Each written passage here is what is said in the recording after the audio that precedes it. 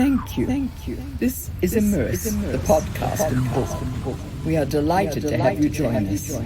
Immerse is produced by Charlie Morrow, Sean McCann, and Bart Plantenga for Morrow Sound, Vermont, and Helsinki, and Recital Edition, Los Angeles. Immerse.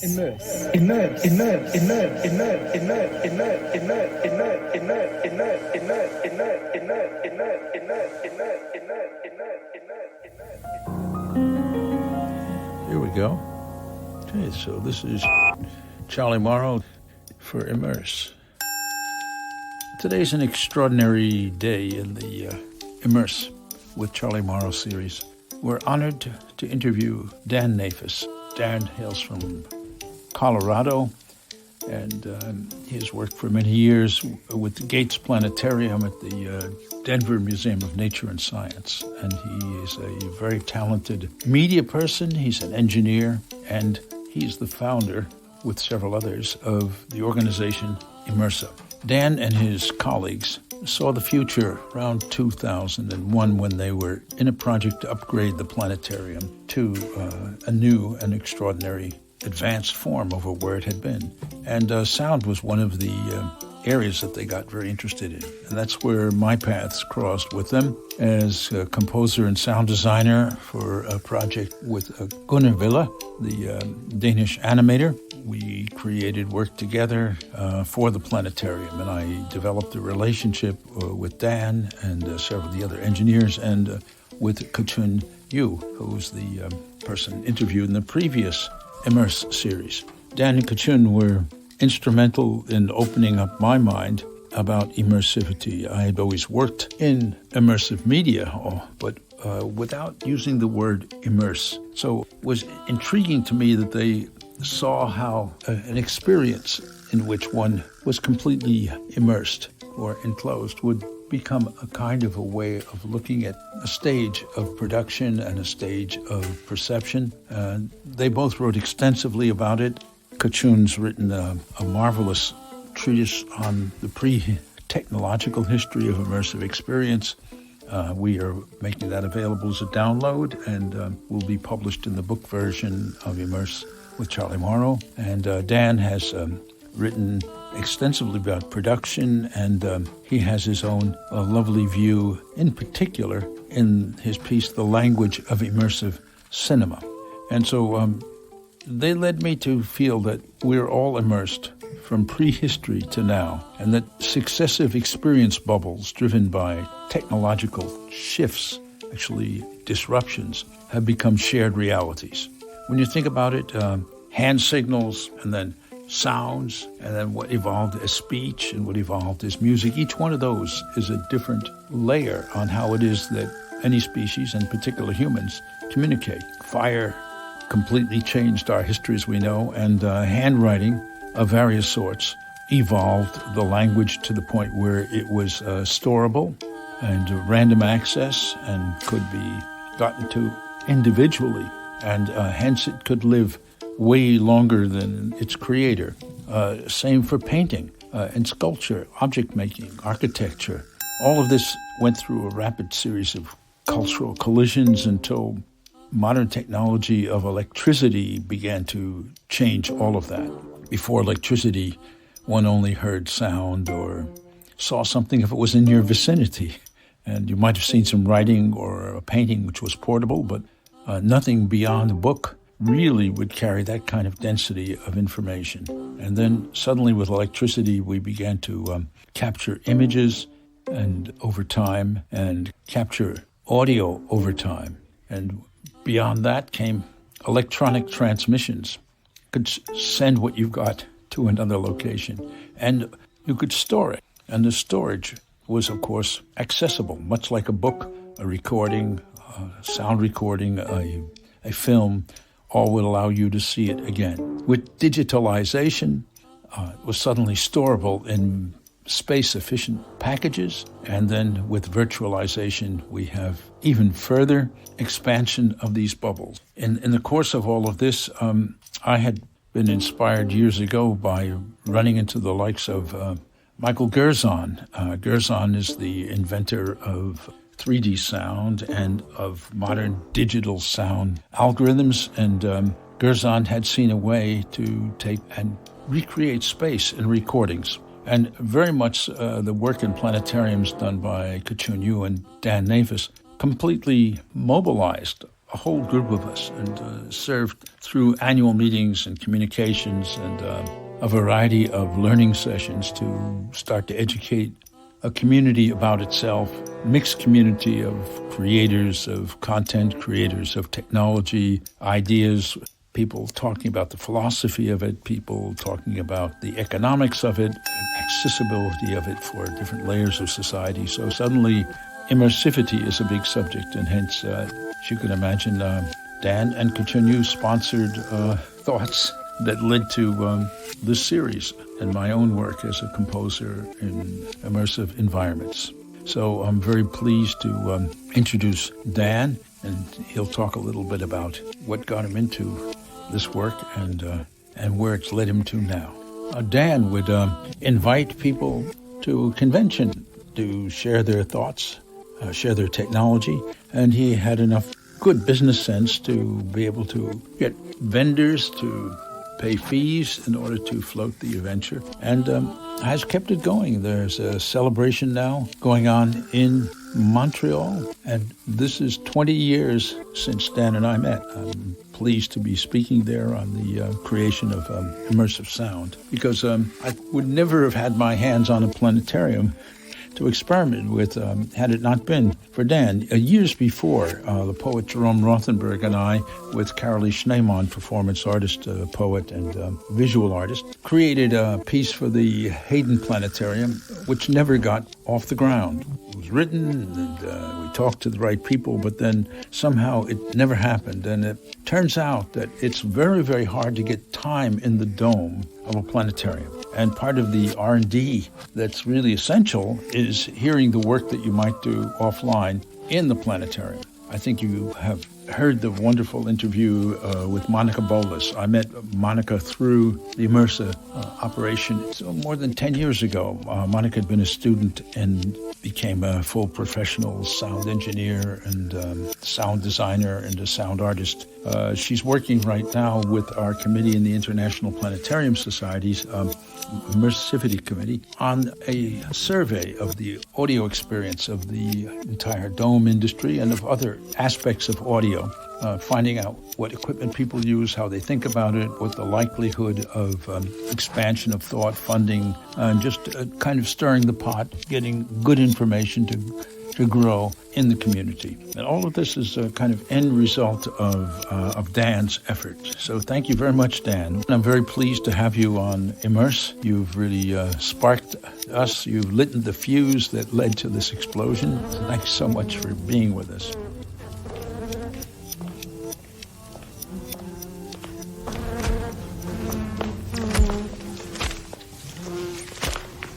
I think we're connected. Great. You have agreed to be part of this project Immerse, because you are, if anybody, Mr. Immerse. And not just because you work with immersivity, but because it's been a force that you've been reckoning with for a very long time. And so for my project, which is a combination of a book, a podcast, and an online educational resource, I'm doing a series of interviews with my collaborators and other people in the field, and asking two questions. One question is, what is your practice and involvement with immersivity present time? And the other is, since we have a timeline, the inspiration for the structure comes from Kachun's analysis and description of immersivity prior to computers. And so that has a nice timeline in it. So I've asked everybody whom I interview to give me a timeline of either where they started from and how they got to where they are, or where they are going backwards. Oh, great. I'm kind of a linear and chronological kind of guy, so we might start with the start. That would be terrific. So tell me, where did it all begin, Dan Neafus? That's an interesting question. So in terms of personal inspiration and really understanding the relationship between advanced audio video and the audience, we'll flash back quite a ways to the early 1970. In that period, there was a lot going on with music and visuals and rock and roll and such. I was interested in photography back in those days, but at a very early stage, through witnessing some concerts, I think a few years after that, it would have been a little later in the 70s, I saw Genesis, a few other shows. I actually saw Jethro Tull, I believe, in 72. But the piece that was sticking in my mind all these years is the relationship between the performer, the audience, the video, and the audio. And I call it a dance between them, to where there's somebody or groups of people involved in choreographing the relationship and the timing of those things. And when done well, it's captivating. And that form of immersivity is as much about both the really high level performance, but also the coordination, choreography between the light and the sound. What you're seeing, what you're hearing, what you're feeling moves your mind in kind of to a different realm. Now, admittedly, back in those days, there was some chemical enhancement to my memories, but the piece that I carry with me today is you don't need mind-altering drugs or experience to have your mind altered and move into another state, and that's the piece that I really like. So through the years, in both my study and my curiosity and my hobbies, anything related to those types of experiences, advanced music, dimensional sound, photography, 3D photography, immersive photography, performance arts, visiting the Pink Floyd traveling tour in quad, I think that was in like the 1980s. Anything in that list has got my interest. And I've been fortunate through that time also to find ways to make a living in that. In photography in the early days, doing band, rock and roll, reinforcement. My wife and I managed a company, Unique Light and Sound, Inc., where we provided a number of staging, light and sound environments. And this would be in the 1980s. Those days, the idea of immersive entertainment was a pretty new and fresh kind of an idea. And we developed quite a portfolio and reputation in the Denver area, and actually made a living at it that was pretty decent. Projecting, light and sound and using pre-digital technologies to create entire audio and video environments for large groups. And concurrent with that, I was learning and working in the digital in the planetarium, which in those days, from 1980 all the way up until 2000, was in an analog realm. We didn't really have that much of the digital opportunity. So I cut my teeth on all of the related analog technologies, everything from slide projection to 2-channel, 4-channel sound, multi-channel systems, the mixing of the audio and the tech involved in all those pieces.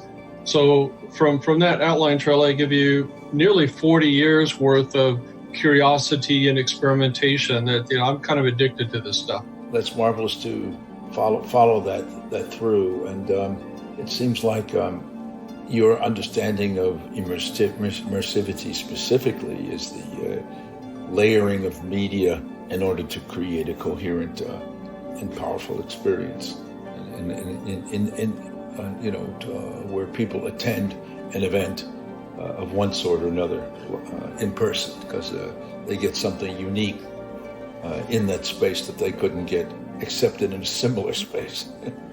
And I'll emphasize again too that when we look at this as an overall and pragmatically, it's much moving away from the space and the tech, and in my mind, moving much more towards the coordination and performance aspect. The whole phrasing and idea of immersivity goes all the way back to storytelling and campfires. That certainly we all have memories of simply the oral painting a picture in your mind and moving into that imaginary space is just as powerful a memory and a impactful experience as the high tech today and say a VR headset. So the piece that's key in this really comes back to the story and the technique, and that's really more where my focus is. Well, thank you for sharing that. I think in your contemporary practice, you've been interested in educating people and building community, and that's, I think, a very unique role that you've played for the world in stimulating Immersa through Immersa. And so I wonder if you could speak a little to that and your hopes for that. I'd be happy to. My work with an organization that we set up now 10 years ago and goes by the acronym Immersa, IMERSA, which is a condensed version of Immersive Media, Entertainment, Research, Science, and Art. And this came about while I was attending a Fulldome video festival. It's been about 14, 15 years ago, where there was a gathering of very early experimental artists playing with the digital dome and the Fulldome environment down in Albuquerque. And David Beining was the pioneer pushing this and getting it together. And I realized that there was an international community of folks that were experimenting with imagery and sound on the dome beyond which I had ever seen or even imagined before. And his efforts, as well as others, to put together a gathering and an early festival to compare the short films was a really pioneering effort that opened the door to many, many other festivals and things that have followed that. But for me personally, I recognized a couple things. One was that the need for sharing knowledge and professional development was expanding exponentially, that the technologies and the techniques were moving so quickly that very few people really understood what was possible and what was there. And I wanted to play a role in not only trying to understand it better myself, but come up with a mechanism for others to be aware of what was possible in these environments.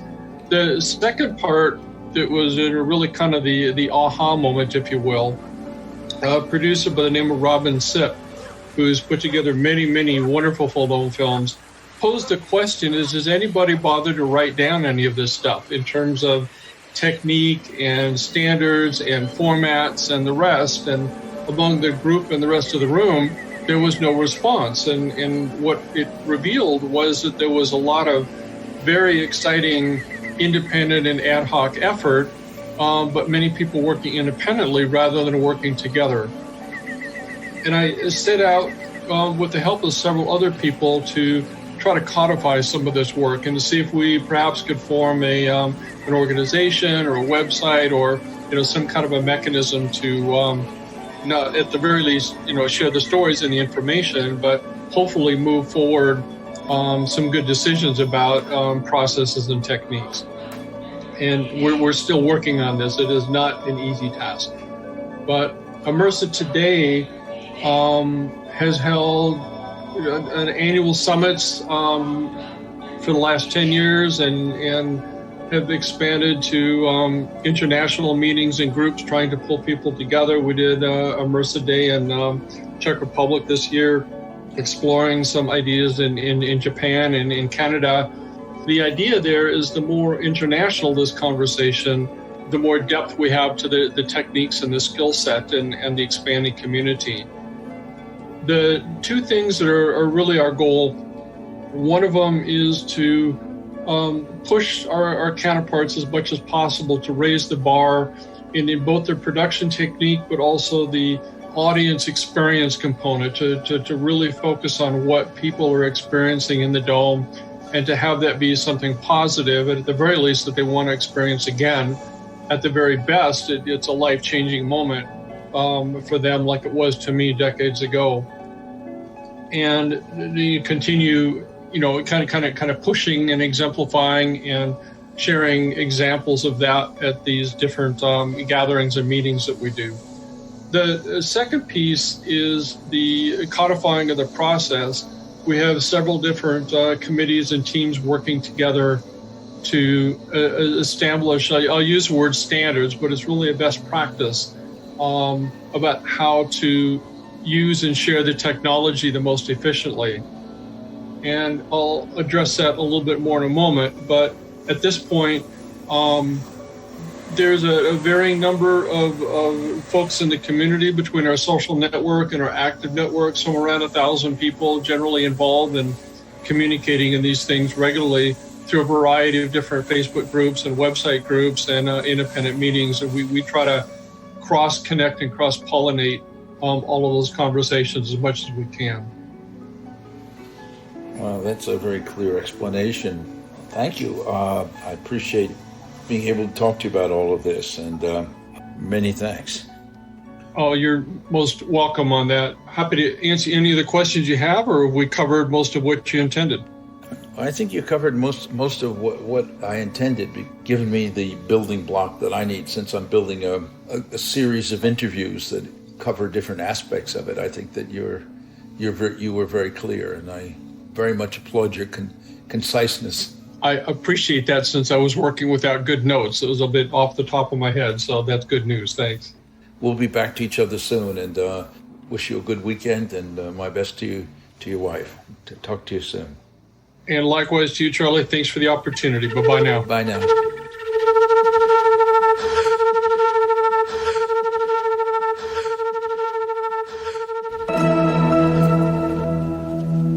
Thank you. This is Immerse, the podcast and book. We are delighted to have you join us. Immerse is produced by Charlie Morrow, Sean McCann, and Bart Plantenga for Morrow Sound, Vermont and Helsinki, and Recital Edition, Los Angeles. Immerse. Immerse. Immerse. Immerse. Immerse. Immerse. Immerse. Immerse. Immerse. Immerse. Immerse. Immerse. Immerse.